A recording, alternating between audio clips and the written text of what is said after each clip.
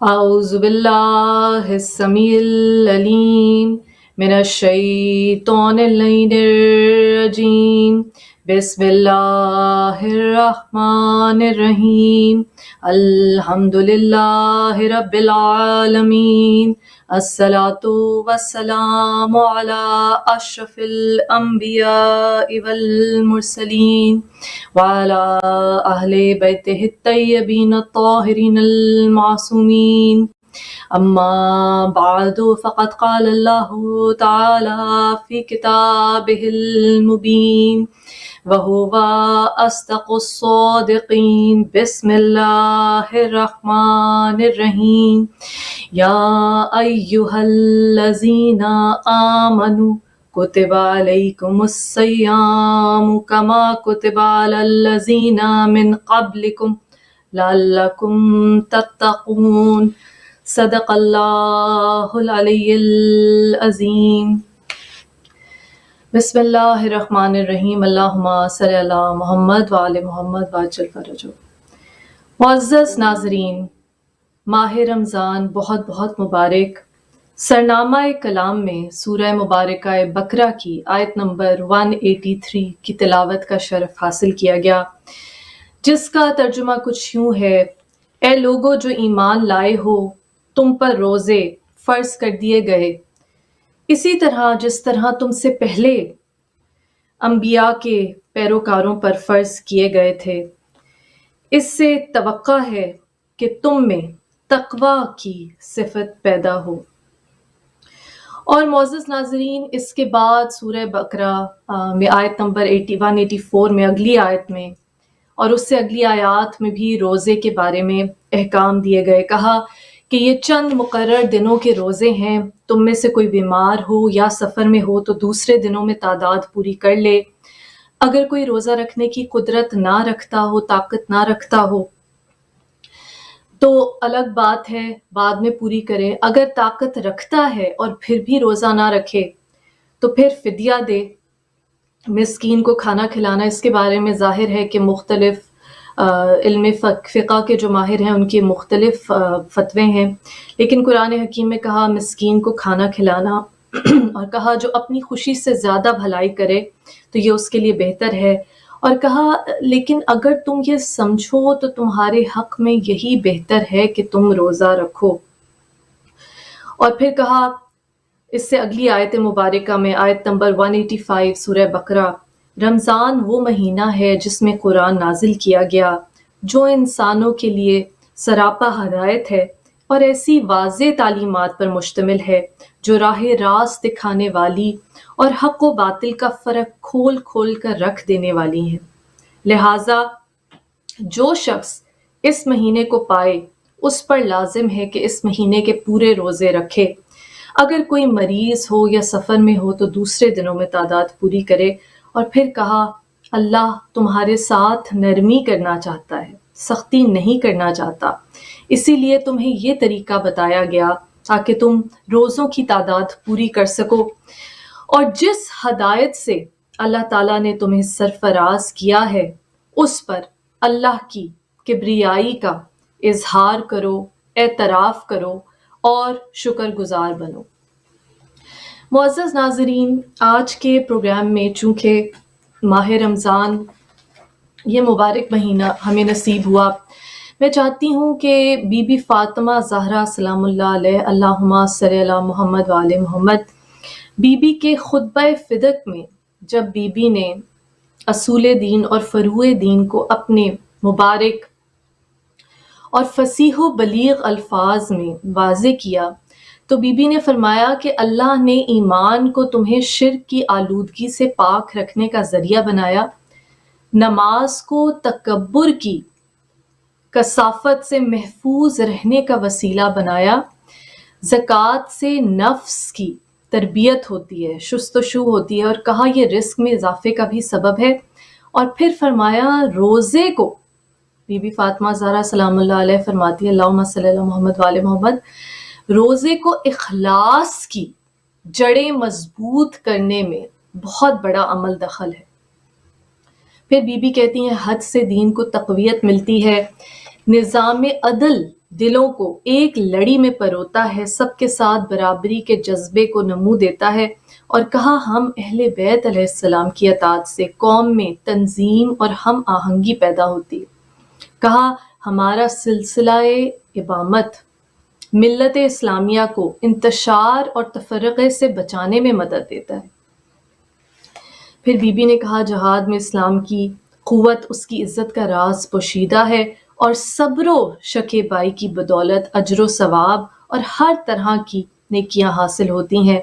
امر بالمعروف میں عوام کی بھلائی ہے اور وہ اس کے ذریعے سے فلاح پر پہنچتے ہیں۔ معزز ناظرین، جب ہم ائمہ طاہرین علیہ السلام کی مبارک سیرتوں، زندگیوں، حیات طیبہ سے سبق حاصل کرنے کی کوشش کرتے ہیں تو جب سب سے پہلے بی بی فاطمہ زہرا سلام اللہ علیہ کے گھرانہ، وہ گھر کہ جس کا ذکر قرآن میں ہے کہ یہاں صبح شام اللہ تعالیٰ کی تسبیح و تقدیس ہوتی ہے، اور جب وہ آیت مبارکہ نازل ہوئی کہ کچھ گھر ایسے ہیں جس میں اللہ تعالیٰ کا ذکر ہوتا رہتا ہے، تو اس وقت بیٹھے ہوئے صحابہ نے رسول سے پوچھا، مولائے کائنات مولا علی علیہ السلام، بی بی فاطمہ زہرا سلام اللہ علیہ کے گھر کی طرف اشارہ کر کے، کیا یہ گھر بھی انہی گھروں میں سے ہے؟ تو میرے نبی نے ایک مرتبہ مسکرا کر کہا کہ بے شک یہ تو ان گھروں میں سب سے زیادہ افضل ہے، وہ گھر کہ جس کا در مسجد نبوی میں سب در بند کروا دیے، اپنے چچا عباس تک کا در بند کروایا، لیکن اس گھر کا در میرے نبی اکرم صلی اللہ علیہ وآلہ وسلم محبوب خدا نے کھلا رکھا، اور تب بھی حسد کرنے والے بہت تھے۔ اس گھر میں کیا روایت ہے، جب منت کے روزے رکھے گئے امام حسن علیہ السلام، امام حسین علیہ السلام کی شفا یابی کے لیے 3 دن کے روزوں کی منت مانی گئی، سب نے روزے رکھے،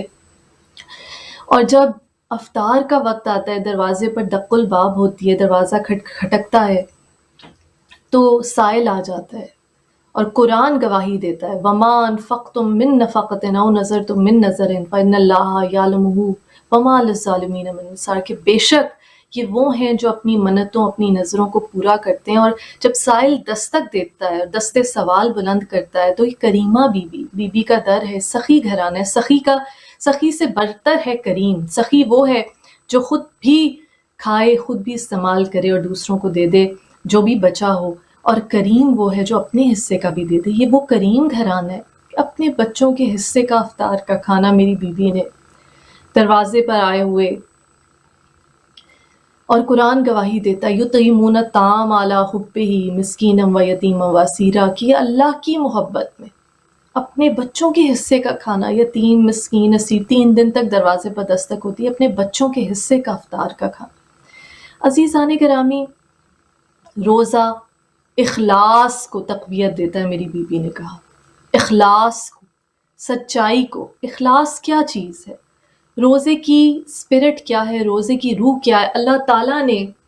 وہ اللہ جس نے سانس دی، وہ اللہ جس نے یہ حیات دی، وہ اللہ جس نے یہ جسم دیا، وہ اللہ جس نے یہ حواس خمسہ دیے، وہ پروردگار فَبِأَيِّ آلَاءِ رَبِّكُمَا تُكَذِّبَانِ، کہ تم اپنے رب کی کون کون سی نعمتوں کو جھٹلاؤ گے۔ اور بی بی فاطمہ زہرا سلام اللہ علیہ کا یہ خطبہ فدق، اللہم صلی علی محمد وآل محمد، بی بی نے اس خطبے کے آغاز میں جب اللہ تعالیٰ کی حمد و ثنا سے اپنی گفتگو کا آغاز کیا تو کہا اس پروردگار کی نعمتوں کا تم شعور ہی نہیں رکھتے، اتنی نعمتیں ہیں۔ یہ انسانی جسم ہی جو انسان کی روح کے لیے ایک مسافر خانہ، ایک میڈیم بنا ہوا ہے۔ عزیزان گرامی، اس جسم میں، انسانی جسم میں کتنے ہی اعضاء انسان کی کسی عمل دخل، اس کی کسی قسم کی انٹرفیرنس کے بغیر اپنا اپنا کام کس طرح سے انجام دیتے ہیں، حتیٰ کہ یہ جو سانس کا سلسلہ ہے، دل دھڑکنے کا سلسلہ ہے، خون کا رگوں میں دوڑنے کا سلسلہ ہے، انسان کو اس کے لیے کوئی خود بخود تگ و دو نہیں کرنی پڑتی۔ ہوا، پانی، کھانا پینا، انسان کی وہ ضرورتیں ہیں جس سے اس کا جسم، اس جسم کی مشینری چلتی رہتی ہے۔ اور جب وہ پروردگار، جیسے سرنامہ کلام میں آیات مبارکہ کی تلاوت کا شرف حاصل کیا گیا، جب وہ پروردگار کہتا ہے تمہارے لیے بہتر ہے کہ تم اگر سمجھو تمہارے لیے بہتر ہے روزے رکھو، اخلاص کیا ہے؟ بی بی فاطمہ زہرا سلام اللہ علیہ نے اسی خطبہ فدق میں فرمایا کہ توحید کا شعور اللہ تعالیٰ نے قلب میں اتارا ہے، توحید کا شعور پروردگار نے قلب میں اتارا ہے۔ عزیزان گرامی، یہ شعور ہی ہے جس کو ہم نے سمجھنا ہے، اور جب اس شعور کو سمجھ جائیں گے تو پھر ہم مومن بن جائیں گے، ہم صحیح معنوں میں ایمان لے آئیں گے، اور جب ایمان لے آئیں گے تو پھر وہی آیت مبارکہ جس کی تلاوت کا شرف بارہا حاصل کیا گیا، سورہ مبارکہ بقرہ کہ آیت نمبر 257 اللہ تعالیٰ کہتا ہے اللہ ولی الذین آمنوا یخرجہم من الظلمات الی النور، اللہ ہے ولی ان لوگوں کا جو ایمان لائے اور نکال لاتا ہے انہیں اندھیروں سے روشنی کی طرف، نور کی طرف۔ اور نور کیا ہے؟ نور خود پروردگار ہے، اللہ نور السماوات والارض، سورہ نور میں کہتا ہے کہ اللہ ہی نور ہے زمین و آسمان۔ اور عزیزان گرامی، پوچھنا ہے، ہدایت حاصل کرنی ہے، ہادی ماننا ہے، تو ان دنیاوی عالموں کو نہیں کہ جو امام موسیٰ کاظم علیہ السلام سے قول ہے کہ آپ نے کہا کہ اللہ تعالیٰ نے حضرت داؤد علیہ السلام اپنے پیغمبر سے وحی کی کہ دیکھو اپنے لوگوں کو کہہ دو کہ ایسے رہنماؤں کو، ایسے مذہبی سرپرستوں کو اپنا رہنما، اپنا رہبر نہ بنائے جو دنیا کی ہوس رکھتے ہوں، کہ یہ تمہارے لیے ڈاکو اور رہزن ہے۔ جب ہادی بنانا ہے تو ان سے ہدایت حاصل کرو کہ جو نفس مطمئنہ ہے، ان سے ہدایت حاصل کرو کہ جن کے بارے میں نبی اکرم صلی اللہ علیہ وآلہ وسلم نے فرمایا حسین منی وانا من الحسین، حسین منی وانا من الحسین، حسین منی وانا من الحسین، حسین مجھ سے ہے اور میں حسین سے۔ وہ ہستی کہ جو خود محبوب خدا ہے، وہ ہستی جس کا نام محمد ہے، اللہم صلی اللہ محمد وآل محمد، اللہ کا نام ہے محمود جس کی تعریف کی جائے، اور محمد جس کی اس سے بھی زیادہ تعریف کی جائے۔ کیوں؟ کیونکہ اللہ تعالیٰ خود اس نبی کی تعریف کرتا ہے، خود۔ اس لیے محمد صلی اللہ علیہ وآلہ وسلم جو نام ہے، اس کی تعریف تو وہ پروردگار بھی کرتا ہے، خود کہتا ہے اللہ وملائکتہ یصلون علی النبی، کہ اللہ اور اس کے ملائکہ بھی اس نبی اکرم صلی اللہ علیہ وآلہ وسلم پر درود بھیجتے ہیں۔ جب سیکھنا ہے تو اس نبی کی زبان سے نکلے ہوئے حروف جن کے بارے میں اللہ تعالیٰ کہتا ہے وَمَا يَنْتِقُ عَنِ الْهَوَىٰ إِنْ هُوَ إِلَّا وَحْيٌ يُوحَىٰ، کہ بے شک یہ میرا نبی اپنی مرضی سے تو ایک حرف بھی نہیں کہتا، جو بھی کہتا ہے وہ بھیجی ہوئی وحی ہے۔ تو مستند احادیث ہے، ہر فقہ مسلمہ، ہر مسلک میں جا کے دیکھیے حسین منی وانا من الحسین، حسین مجھ سے ہے اور میں حسین سے۔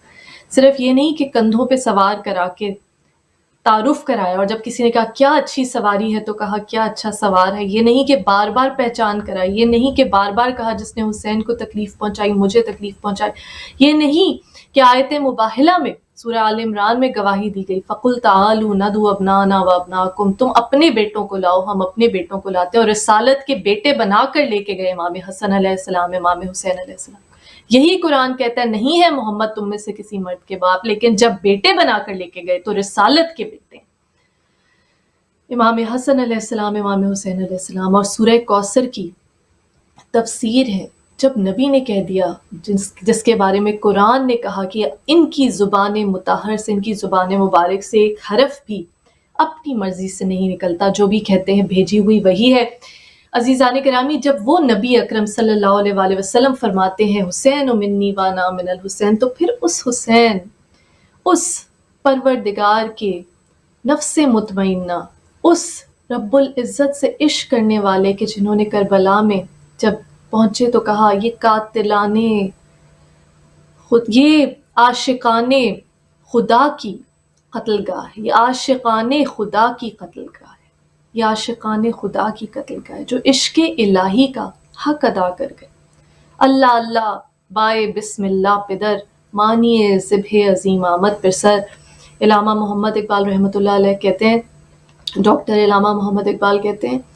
اللہ اللہ بائے بسم اللہ پدر، یعنی کہ مولا کائنات مولا علی علیہ السلام، جیسے مولا نے کہا کہ بسم اللہ الرحمن الرحیم میں جو بے ہے اس بے کا نقطہ میں ہوں، کہا میں ہی وہ ذکر ہوں جس سے لوگ منحرف ہو گئے، میں ہی وہ سبیل ہوں، وہ سیدھا راستہ ہوں جسے لوگوں نے چھوڑ دیا۔ جیسے بی بی نے خطبہ فدق میں کہا کہ یہ جو ولایت ہے، جو امامت ہے، اس پہ ایمان دین کو مضبوط کرتا ہے۔ وَاعْتَصِمُوا بِحَبْلِ اللَّهِ جَمِيعًا، اللہ تعالیٰ نے کہا اللہ کی رسی کو مضبوطی سے تھا۔ تو سیکھنا ہے تو اس امام عالی مقام سے سیکھیے. امام حسین علیہ السلام فرماتے ہیں اے اللہ جس نے تجھے پا لیا اس نے کیا کھویا، جس نے تجھے کھو دیا اس نے پھر کیا پایا. امام حسین علیہ السلام فرماتے ہیں اے پروردگار جس نے تجھے پا لیا اس نے کیا کھویا اور جس نے تجھے کھو دیا اس نے پھر کیا پایا. تو جب وہ پروردگار جو خالق ہے، جو مالک ہے، جو خلق کی بھی صفت کا مالک ہے، جو امر کی بھی صفت کا مالک ہے، جس کے بارے میں قرآن میں کہا لہ الخلق و لہ الامر، کہ بے شک خلق کرنا اور امر کرنا اس پروردگار کی صفات ہیں. خلق کیسے کرتا ہے؟ لقد خلقنا الانسان من سلالۃ من طین، کہ ہم نے انسان کو گیلی مٹی کے جوہر سے بنایا اور درجہ بدرجہ تخلیق کی. پہلے ایک منجمد خون کی پانی کی بوند، اس کو گوشت کے لوتھڑے میں تبدیل کیا، پھر اس کے اوپر ہڈیوں میں تبدیل کیا، ہڈیوں پہ دوبارہ گوشت چڑھایا، تہ در تہ انسانی جو اس کی فزیکل فارم ہے، جو اس کی مادی حیثیت ہے، اس کی تخلیق ہوتی ہے. پروردگار کس طرح سے تخلیق کا عمل انجام دیتا ہے. بہترین خالق اور بہترین مالک ہے. اور امر کا صرف اور صرف اللہ تعالیٰ مالک ہے. کہتا ہے قل الروح من امر ربی، کہہ دو کہ روح میرے رب کا امر ہے. اور اسی بات پہ جب ایک مرتبہ مولا کائنات مولا علی علیہ السلام نے فرمایا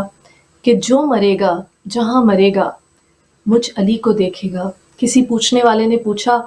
کہ ایک لمحے میں، ایک لہجے میں تو کرۂ ارض پہ نہ جانے کتنے ہی لوگ لقمہ اجل چکھتے ہیں، آپ کیوں کر ہر ایک کے سرحانے پہنچیں گے؟ تو آپ نے کہا کیا تم نے پڑھا نہیں کہ اللہ تعالیٰ نے کہا قل الروح امر ربی، کہہ دو کہ روح میرے رب کا امر ہے. تو کہا جب تک اولو الامر موجود نہیں ہوگا، قرآن میں کہا اطیعوا اللہ واطیعوا الرسول واولو الامر منکم، کہا جب تک اولو الامر موجود نہیں ہوگا، صاحب امر موجود نہیں ہوگا، ملک الموت روح قبض نہیں کرے گا. اللہ اکبر، سبحان اللہ. معزز ناظرین، جب وہ پروردگار جس نے اس جست خاکی کو بنایا، جس نے پھر اس میں اپنی روح پھونکی، نفخت فیہ من روحی، جیسے ہی آدم میں اپنی روح پھونکوں، فقعوا لہ ساجدین، فوراً سجدے میں گر جانا، جیسے ہی اپنی روح پھونکو. اور کہا قل الروح امر ربی، روح رب کا امر ہے. جب وہ پروردگار کہہ رہا ہے کہ تم اگر سمجھو تو تمہارے لیے بہتر ہے کہ تم روزے رکھو. معزز ناظرین، اب دیکھیے آہستہ آہستہ وہ انسان جو کسی دین کو نہیں مانتے، جو بلیورز نہیں ہیں، جو ایتھیسٹ ہیں، جو اگنوسٹکس ہیں، جو گاڈ کی ایگزسٹنس کا، اللہ تعالیٰ کے وجود کو نہیں مانتے، وہ بھی جب سائنس پہ ریلائی کرتے ہیں، سائنس کی تحقیق پہ ریلائی کرتے ہیں، تو وہ آہستہ آہستہ اس نتیجے پہ پہنچتے ہیں کہ جو انٹرمیٹنٹ فاسٹنگ ہے، روزہ رکھنا ہے، جسم کو کچھ عرصے کے لیے، کچھ مدت کے لیے کھانے پینے سے، اس مشقت سے محفوظ کر دینا، جو کھانا کھانے، اس کو ہضم کرنے کئی کیمیکلز پروڈیوس ہوتے ہیں انسان کے، اس کی منہ سے لے کر جب وہ کھانا چباتا ہے، اس کے دہن سے لے کر اس کے بدن کے مختلف حصوں تک، پورا انسان کا ڈائجسٹو سسٹم ہے، پورا ٹریک ہے، اس کے اسٹمک میں مختلف ایسڈز موجود ہیں، کس طرح سے مختلف انزائمز اس کی ڈائجیشن کا باعث بنتے ہیں، اور کس طرح سے پھر انسان کے پورے جسم کا حصہ، اس کی کڈنیز، اس کا لیور، اس کی مختلف اعضائے بدن، چاہے جگر ہو، گردے ہوں، انسان کا معدہ ہو، یہ سب کام میں مشغول ہوتے ہیں. انسان وہ جو ایک لقمہ تناول کرتا ہے، انسان وہ جو پانی پیتا ہے، اس کو پروسیس کرنے کے لیے، اس کو ہضم کرنے کے لیے، اس کو ڈائجسٹ کرنے کے لیے. اور اب جدید سائنس سے پتہ چلتا ہے کہ کس طرح سے جسم کے ان اعضاء کو کچھ دیر کے لیے وقفہ دینا، کچھ دیر کے لیے ان کو رسپائٹ دینا، آرام دینا کتنا اچھا ہے انسان کی صحت کے لیے، کس قدر اس سے اس کی صحت میں اضافہ ہوتا ہے. یہ عزیزان گرامی، ہم یہ یاد رکھیے کہ ہم جس مذہب سے تعلق رکھتے ہیں یہ ایک انقلابی مذہب ہے، ایک ریولوشنری ریلیجن ہے. قرآن حکیم میں کہا کہ روزے رکھو جس طرح تم سے پہلے لوگوں پر بھی روزے فرض کیے گئے تھے، اور پھر کہا کہ اللہ تم پر سختی نہیں کرنا چاہتا. جو بیمار ہیں، جو سفر میں ہیں، وہ باقی دنوں میں ان روزوں کی تعداد پوری کر لیں. اور پھر نظام کیسا بنایا کہ جو اس کے باوجود چھوڑ دے تو وہ پھر فدیہ دے، وہ پھر مسکینوں کو کھانا کھلائے، اور عزیزان گرامی یہ اتنا خوبصورت دین ہے کہ اس کا جو معاشی نظام ہے، قرآن حکیم میں کہا کہ جنہیں دوسروں سے زیادہ رزق دیا گیا ہے وہ لوٹاتے کیوں نہیں، یہ نہیں کہا کہ دیتے کیوں نہیں، کہا لوٹاتے کیوں نہیں، کہ تمہارے رزق میں حصہ رکھ دیا گیا ہے دوسروں کے رزق۔ ایسا معاشی نظام ہے، ایسا اکنامک ویلفیئر سسٹم ہے کہ اب تو مختلف جو ویلفیئر سٹیٹس ہیں انہوں نے تحقیق کر کے، انہوں نے تجربے کے ذریعے، انہوں نے تاریخ کے ذریعے، ہسٹری کے ذریعے، ایکسپیرینس کے ذریعے سیکھا کہ ہم نے اس طرح سے ایک ویلفیئر سسٹم قائم کرنا ہے، ٹیکس کا نظام ہے۔ یہ مذہب تو اس وقت قرآن حکیم میں بیان دیتا ہے کہ دیکھو جن کو زیادہ دیا گیا، کچھ کو کچھ پہ فضیلت دی گئی رزق کے معاملے میں، اور اللہ جس کو چاہتا ہے بے حساب دیتا ہے۔ کہا کہ جن کو کم دیا گیا ان کو لوٹاتے کیوں نہیں، یہ نہیں کہ تم احسان کرو۔ قارون کا قصہ بیان کیا جس نے کہا کہ یہ سارا مال و دولت جو میں نے اکٹھا کیا یہ میری اپنی قوت بازو پہ ہے۔ تو جو صاحب علم و دانش تھے انہوں نے کہا یہ نہ کہو کہ تمہاری اپنی قوت بازو، یہ اللہ تعالیٰ نے تمہیں دیا، اور پھر اللہ تعالیٰ نے دکھایا کہ کس طرح وہ اپنے مال و متاع سمیت زمین میں دھنس گیا۔ تو یہ مال و دولت دنیا، یہ رشتہ و پیوند، بتان وہم و گما، لا الہ الا اللہ، اس مال و دولت کو جمع کرنا سامان 100 برس کا ہے، پل کی خبر نہیں۔ دیکھیے روزہ نہیں رکھا تو مسکین کو کھانا کھلاؤ، یہ اکنامک ویلفیئر سسٹم ہے۔ مولا کائنات مولا علی علیہ السلام نے کہا، اور پھر بھی قرآن نے کہا ہے کہ دیکھو بہتر تمہارے لیے یہ کہ تم روزہ رکھو، یہ تمہارے لیے بہتر ہے۔ وہ پروردگار جو 70 ماؤں سے بڑھ کر محبت کرتا ہے، اس نے وہی احکامات انسان پہ فرض کیے کہ جو اس کی فلاح و بہبود کے لیے، اس کی صحت کے لیے، اس کی دنیاوی اور اخروی سرخروئی کے لیے بہترین ہے۔ معزز ناظرین، مولا کائنات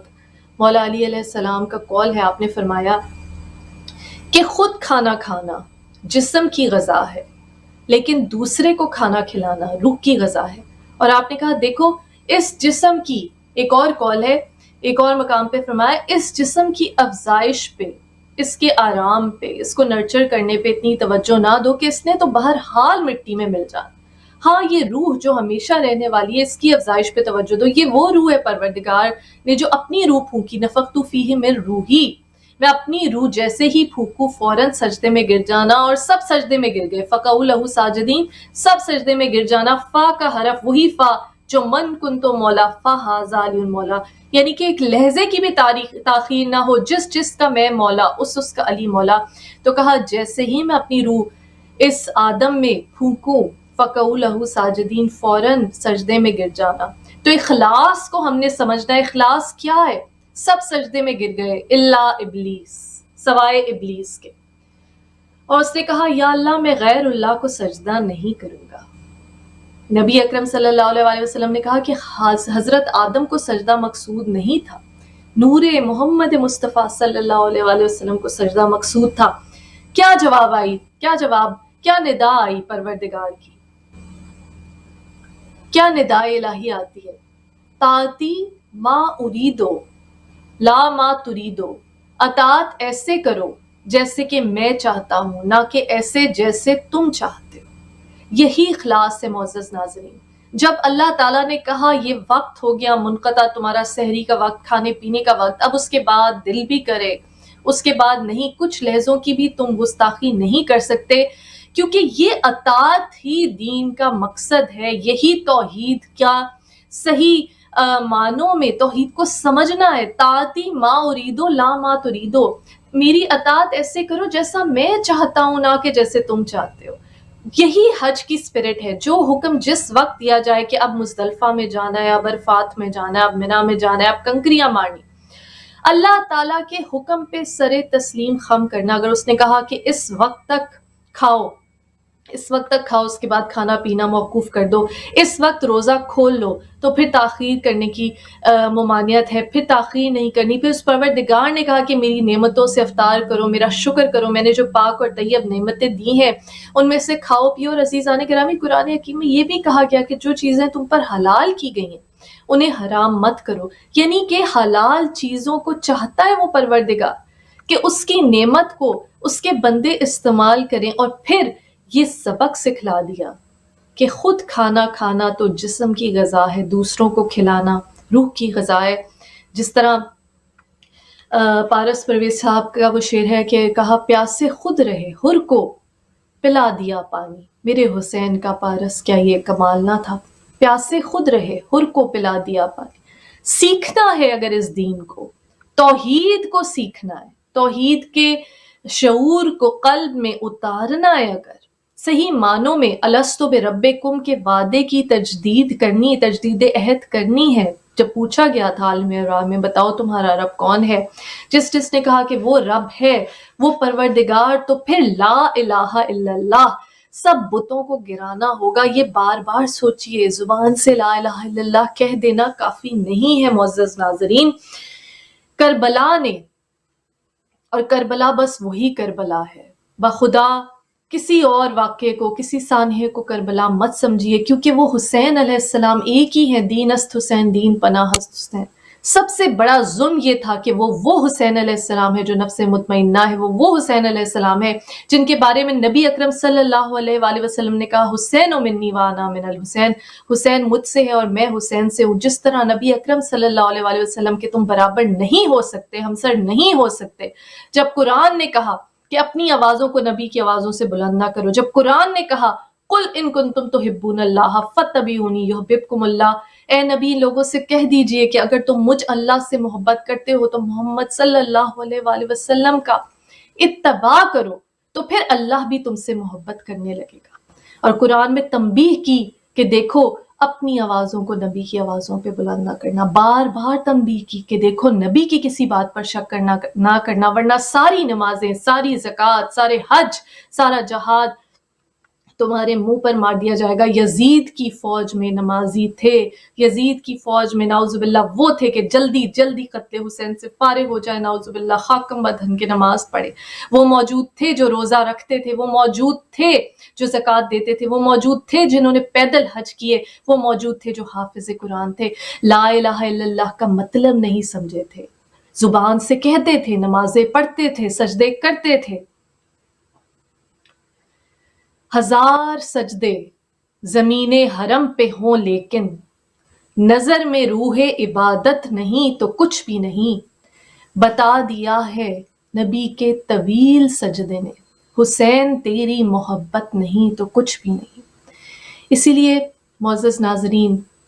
لا الہ الا اللہ کو سمجھیے۔ اگر کربلا کی عظیم درسگاہ سے کوئی ایک سبق حاصل کر سکتے ہیں تو یہ سمجھیے مسلمان ہونے کے لیے صرف زبان سے لا الہ الا اللہ کہہ دینا کافی نہیں ہے۔ لا الہ الا اللہ کوئی معبود نہیں سوائے اللہ کے، اس میں اپنی ذات کا معبود، اپنے نفس کا معبود، اپنی خواہشات کے معبود، یہ مال و دولت دنیا، یہ رشتہ و پیوند، بتان وہم و گما، لا الہ الا اللہ، یہ مال و دولت کے بت، اس دولت کی محبت، اپنی ذات کی محبت، اس دنیا کے رشتوں کی محبت۔ مولا کائنات مولا علی علیہ السلام نے فرمایا کہ دیکھو اللہ تعالیٰ کے سامنے ایسے ہو جیسے کہ ایک عاجز ادنا غلام بندہ اپنے مالک کے سامنے ہوتا ہے، لیکن خبردار کسی انسان کے سامنے ایسے مت ہونا۔ کسی انسان کی پرستش میں، کسی رشتے کی پرستش میں اس پروردگار کو ناراض مت کیجیے، اس پروردگار کی حکم عدولی نہ کیجیے، چاہے وہ اپنے ماں باپ ہی کیوں نہ ہو۔ اسی لیے وہ عرب کے جاہل جو اپنے آباء و اجداد کے بتائے ہوئے رستوں پر چلتے تھے، بتائی ہوئی روایات کو فالو کرتے تھے، اگر وہ اپنے باپ دادا کی ان رسوم و رواج پر قائم رہتے تو وہ اسلام کیوں کر قبول کرتے، کیوں کر وہ ان بتوں کو چھوڑتے کہ جو ان کے باپ دادا لات منات جیسے بتوں کی پوجا کرتے تھے۔ ہم نے ڈھونڈنا ہے، ہم امام زمانہ علیہ السلام کے منتظر ہیں۔ اللہم صلی علی محمد وآل محمد، ہم بار بار کہتے ہیں، ہم نے ابھی شب برات منائی، ہم امام کو کہتے ہیں عجل فرجہ، ہم تاجیل میں کے لیے دعا کرتے ہیں امام کے ظہور کی تاجیل کے لیے۔ لیکن عزیزان گرامی، یہ دور اپنے براہین کی تلاش میں ہے، صنم کدا ہے جہاں لا الہ الا اللہ۔ ہم نے کم از کم جو ہماری آستینوں میں بت ہیں، جو ہمارے معاشرے میں، جو ہمارے کلچرز کے ذریعے، جو ہماری ثقافت کے ذریعے، جو ہمارے رسوم و رواج کے ذریعے، جو ہمارے آباء و اجداد کی فرسودہ روایات کے ذریعے بھی ہم تک جو بت پہنچے ہیں، ہم نے انہیں توڑنا ہے۔ اگر ہم کربلا کو یاد کرتے ہیں، اپنی درسگاہ سمجھتے ہیں، ہم بی بی زینب عالیہ علیہ السلام کی سنت پر عمل کرتے ہیں، لبیک کہتے ہیں اس بی بی کی جو اس باپ کی زینت ہے۔ زینب کا مطلب ہے بابا کی زینت، اپنے باپ کی زینت، جن کے بارے میں عرش پر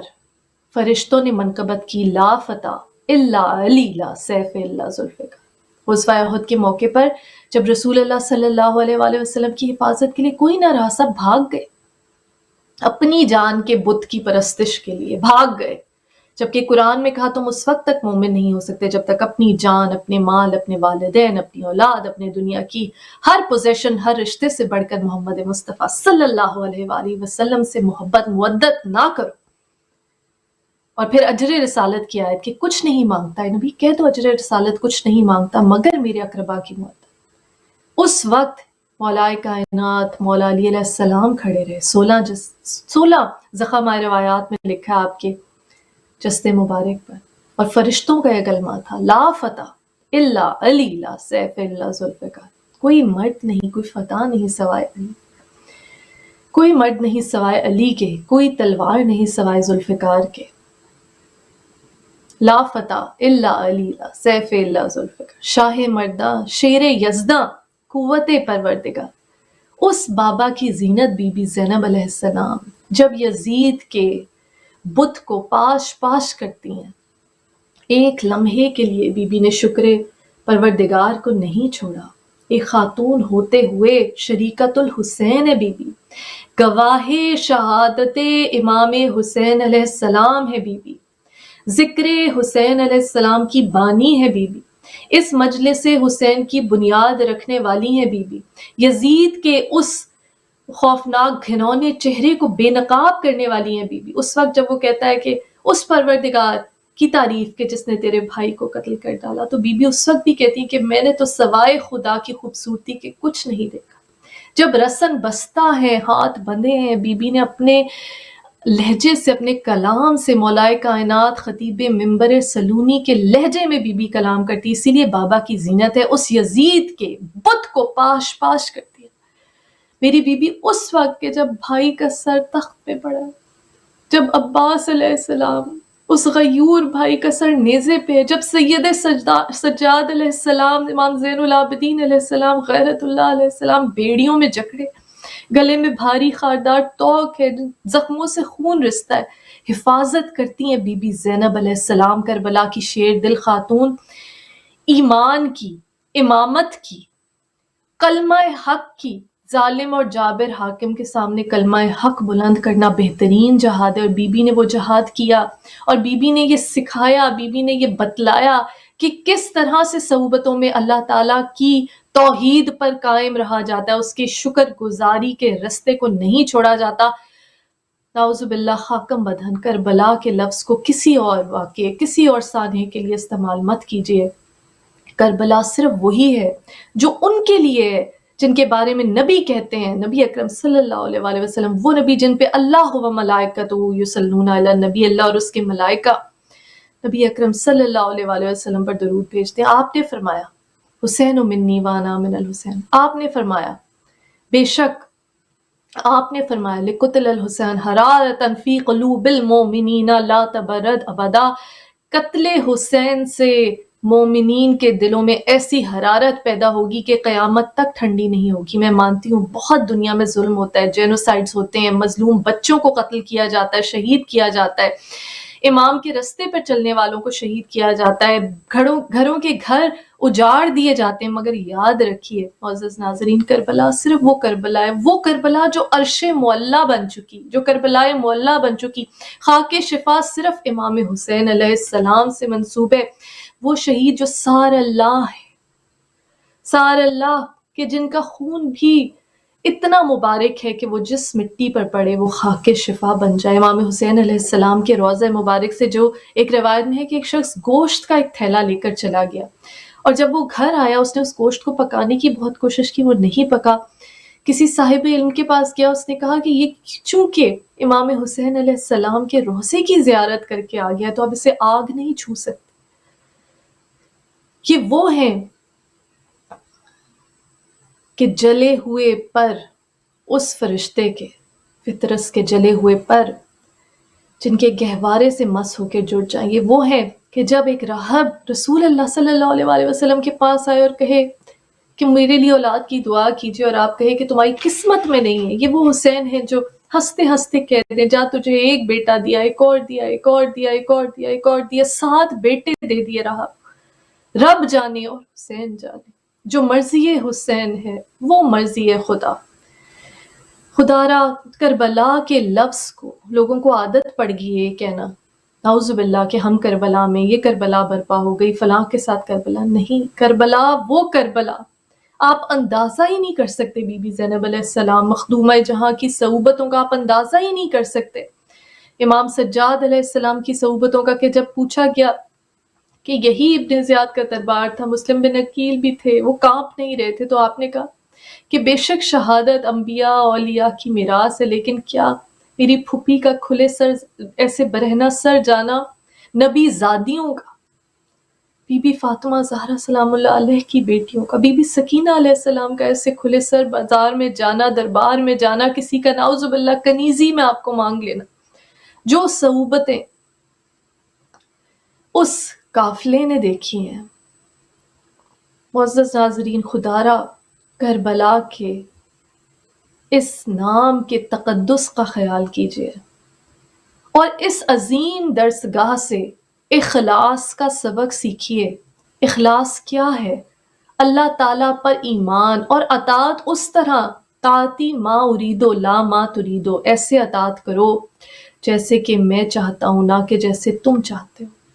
معزز ناظرین، وہ پروردگار جس نے اس جستے خاکی کو بنایا وہ بہترین جانتا ہے. اس نے جو چیزیں انسان کے لیے حرام کی وہ اس لیے حرام کی کہ وہ اس انسان کے لیے بری ہیں، جو چیزیں حلال کی وہ اس لیے حلال کی کہ وہ انسان کی صحت کے لیے، اس دنیا کے لیے، آخری زندگی کے لیے، اخروی زندگی کے لیے، حیات بعد الموت کے لیے، اس کی روحانی تقویت کے لیے ضروری ہیں. وہ چیزیں اس پہ حلال کی گئیں. اور ایسا آسان دین ہے یہ. خود اللہ تعالیٰ کہتا ہے کہ تم پہ سختی نہیں کرنا چاہتا. لا اکراہ فی الدین، دین میں کوئی جبر نہیں ہے. وہ پروردگار رحیم ہے، کریم ہے. فَبِأَيِّ آلَاءِ رَبِّكُمَا تُكَذِّبَانِ، تم اپنے پروردگار کی کون کون سی نعمتوں کو جھٹلاؤ گے. معزز ناظرین، یہ زندگی بہت مختصر ہے، چاہے 100 برس کی عمر ہو، 200 برس کی عمر ہو، بہرحال ختم ہو جاتی ہے. اور انسان کو یہی لگتا ہے کہ ابھی تو دنیا میں آئے تھے،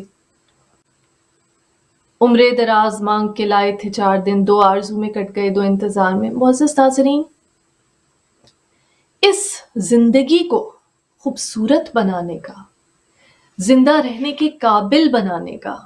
بھرپور طریقے سے اللہ تعالیٰ کی نعمتوں کا شکر کرنے کا، اور اس نے کہا ہے قرآن میں کہ شکر کرو تو میں اور دوں گا. اور شکر گزاری ہی وہ واحد رستہ ہے جس سے انسان سکون قلب حاصل کر سکتا ہے. اور پروردگار کا ذکر، قرآن میں کہا کہ بے شک اللہ کی یاد سے دل سکون پاتے ہیں، لیکن اس کے لیے لا الہ الا اللہ ضروری ہے. اپنے خواہشات کے بت کو توڑنا ہوگا. کوئی بھی خواہش جس سے آپ obsess ہو جائیں، جو آپ کی راتوں کی نیندیں حرام کر دے، ایسی دنیاوی چیز جو آپ کو لگے کہ یہ مجھے نہیں ملی، اس کی وجہ سے میں پریشان ہوں، یاد رکھیے، سمجھیے کہ آپ نے تو نعوذ باللہ اس کو اپنا الہ بنا لیا. امام زین العابدین علیہ السلام کا وہ واقعہ جو بچپن میں جب آپ بیمار ہوئے، امام حسین علیہ السلام نے ایک مرتبہ پوچھا کہ بیٹا کچھ چاہیے، تو آپ نے کہا کہ نہیں بابا جان، میں ٹھیک ہوں، میری بس ایک ہی خواہش ہے کہ اللہ کی رضا میں راضی رہوں. تو امام حسین علیہ السلام بہت خوش ہوئے، کہا یہ تو حضرت ابراہیم علیہ السلام جب آگ میں پھینکے جا رہے تھے منجنیق سے، تو حضرت جبرائیل علیہ السلام کو اللہ نے بھیجا کہ آپ کی کوئی حاجت ہے، تو کہا نہیں حاجت تو ہے، مگر صرف اور صرف اس پروردگار سے. عزیزان گرامی، جب انسان کوشش کر لے، جب انسان دعا کر لے، جب انسان ہر حلال طریقے سے اپنی کوششیں مکمل کر لے اور پھر بھی کوئی چیز اس کو نہ مل رہی ہو، تو سمجھیے کہ وہ اس پروردگار کی مصلحت ہے. اور لوگوں کے سامنے ہاتھ پھیلا کر خود کو شرمندہ نہ کریں۔ مولائے کائنات مولا علی علیہ السلام نے فرمایا کہ مانگنا ہے صرف اللہ سے مانگو، وہ دے تو اس کا احسان، وہ دے تو اس کا کرم، وہ دے تو اس کی رحمت، اور نہ دے تو مصلحت۔ مخلوق سے مانگو، اگر دے دو گے تو اس کا احسان ماننا پڑے گا، وہ احسان کے بوجھ تلے دبنا پڑے گا، اور اگر نہیں دے تو شرمندگی۔ عزیزان گرامی، کسی انسان، کسی دنیاوی پوزیشن، چاہے وہ گھر ہو، چاہے وہ گاڑی ہو، چاہے وہ رشتے ہوں، چاہے وہ بینک بیلنس ہو، چاہے دنیا کا کوئی مرتبہ، شہرت، کوئی ٹائٹل ہو، کوئی کرسی ہو، کوئی اقتدار ہو، کبھی بھی اس کو اپنا الہ نہ بننے دیں۔ اور سب سے بڑھ کر جو ان لوگوں کے لیے کہ شاید جنہیں احساس نہیں ہوتا، اپنی ذات، اپنے نفس، اپنے تکبر، اپنی انا کے بت کی پرستش مت کیجیے۔ یہ وہ تکبر کا گناہ ہے کہ جو ابلیس نے کیا اور راندہ درگاہ ہو گیا۔ اسی تکبر کی غلاظت کو دور کرنے کے لیے بی بی فاطمہ زہرا سلام اللہ علیہ نے کہا کہ نماز فرض کی گئی۔ اور دیکھیے، روزہ جب اخلاص کا سبب بنتا ہے تو آپ نہ دیکھے، کوئی دیکھ نہیں رہا، لیکن آپ کھانے پینے سے اجتناب کرتے ہیں کیونکہ پروردگار دیکھ رہا ہے۔ تو اس احساس کو ماہ رمضان سے آگے بھی ایکسٹینڈ کیجئے۔ وہ پروردگار تو حاضر و ناظر ہے، انسان کی شہرک سے زیادہ قریب ہے۔ وہ پروردگار تو علیم بذات الصدور ہے، وہ تو دلوں کے حال تک جانتا ہے، وہ تو نیتوں کا پھل دیتا ہے۔ انما الاعمال بالنیات، اور مولائے کائنات مولا علی علیہ السلام نے فرمایا کہ اچھی سوچ پر وہ صلہ ملتا ہے جو کہ اچھی عبادت پر بھی نہیں ملتا، کیونکہ سوچ میں کوئی دکھاوا نہیں۔ معزز ناظرین، اپنی سوچ کو اللہ تعالیٰ کے شکر گزار بندے کی طرح بنائیے، اس کی نعمتوں کا شعور رکھیے، اس کا نعمتوں کا شعور حاصل کرنے کی کوشش کیجیے۔ ساری نعمتوں کا تو ہم شعور بھی نہیں حاصل کر سکتے، جس طرح بی بی فاطمہ زہرا سلام اللہ علیہ نے فرمایا، لیکن جو نعمتیں دی گئیں، اور قرآن میں وہ وعدہ کرتا ہے شکر کرو تو میں اور دوں گا، اور کہتا ہے انا ہدیناہ السبیل اما شاکرا و اما کفورا۔ اس آیت مبارکہ کے کئی مطلب ہیں۔ ایک تو سبیل، مولائے کائنات مولا علی علیہ السلام نے کہا میں ہی وہ سبیل ہوں، میں ہی وہ رستہ ہوں جس سے لوگ منحرف ہو گئے، کیونکہ ہدایت اللہ تعالیٰ کی سب سے بڑی نعمت ہے۔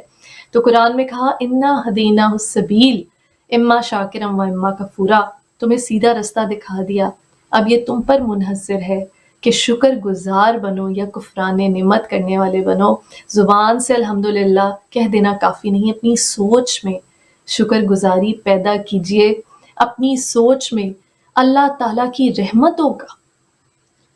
ادراک، ریئلائزیشن لانے کی کوشش کریں، کیا کیا نعمتیں اس پروردگار کی۔ یہ روزہ یاد کراتا ہے کہ جب تمہارے پاس دسترخوان ہے، جب تم سارے دن کی بھوک پیاس کے بعد ان نعمتوں کو تناول کرتے ہو، تو یاد رکھو کہ وہ رازق، وہ مالک، وہ خوراک دینے والا، وہ تمہیں حواس خمسہ دینے والا، وہ تمہیں اس قابل بنانے والا کہ تم اس خوراک کی خوبصورت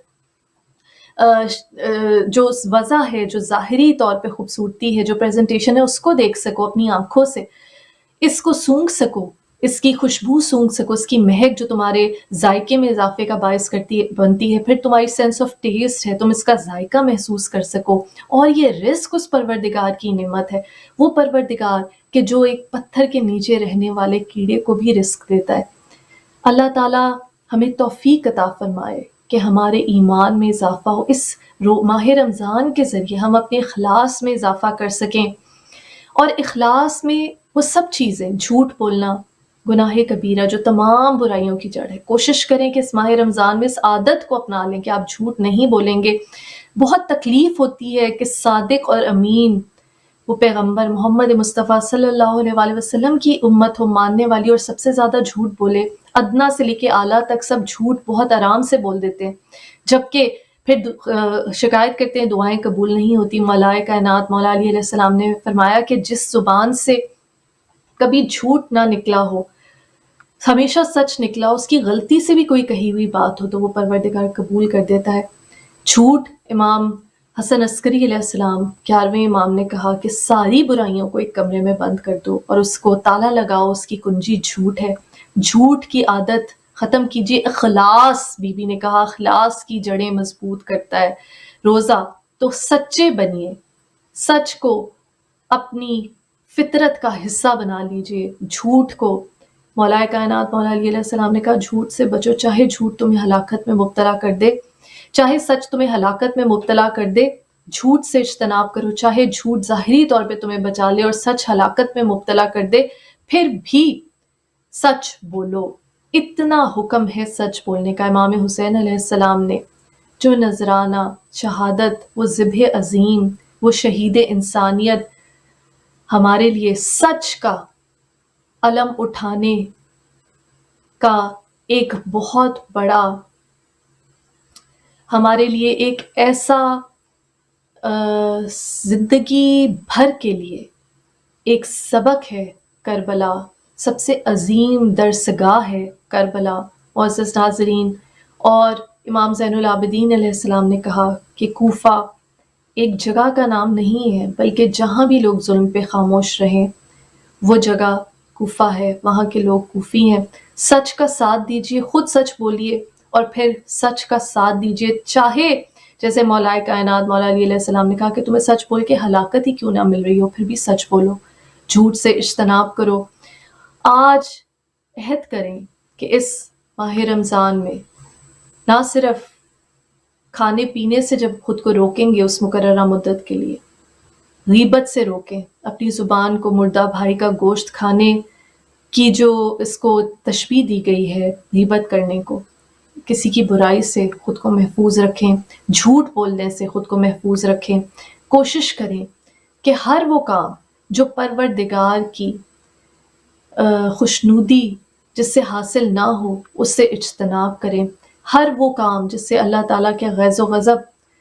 ہمیں ملتا ہے اس کام سے خود کو روک لیں۔ اور پھر صرف ماہ رمضان تک نہیں، یہ ہماری تربیت ہے، ٹریننگ ہے، جس طرح یہ زندگی بہت مختصر زندگی ہے اور اس میں جو بھی اعمال ہوں گے وہ ہماری ہمیشہ رہنے والی زندگی، جس کے بارے میں قرآن نے بار بار کہا، جہاں جنت اور جہنم کا ذکر کیا، ہم فیہا خالدون، ہمیشہ اس میں رہیں گے۔ اس دائمی زندگی کے لیے کربلا کی اس عظیم درسگاہ، کربلا کا یہ عظیم مکتب جو ہمارے لیے کھلا ہے، کربلا کی اس عظیم قربانی، اس عظیم سانحے، اس واقعے سے کوشش کریں کہ اخلاص کا، انسانیت کا، توحید کا سبق سیکھ سکیں، سبق پھر پڑھ، شجاعت کا، صداقت کا، امانت کا سبق پھر پڑھ، صداقت کا، امانت کا، شجاعت کا، لیا جائے گا تجھ سے کام دنیا کی امامت کا۔ یا اللہ ہمیں توفیق دے کہ ہم اس ماہ رمضان میں صحیح معنوں میں اخلاص سیکھ سکیں، اپنے نفس کا تزکیہ کر سکیں، صحیح معنوں میں امام زمانہ علیہ السلام کے منتظر بن سکیں۔ یا اللہ جو رزق کے خواہاں ہیں، تو نے کہا جو شہید ہیں، وَلَا تَحْسَبَنَّ الَّذِينَ، انہیں مردہ نہ سمجھو، وہ زندہ ہیں،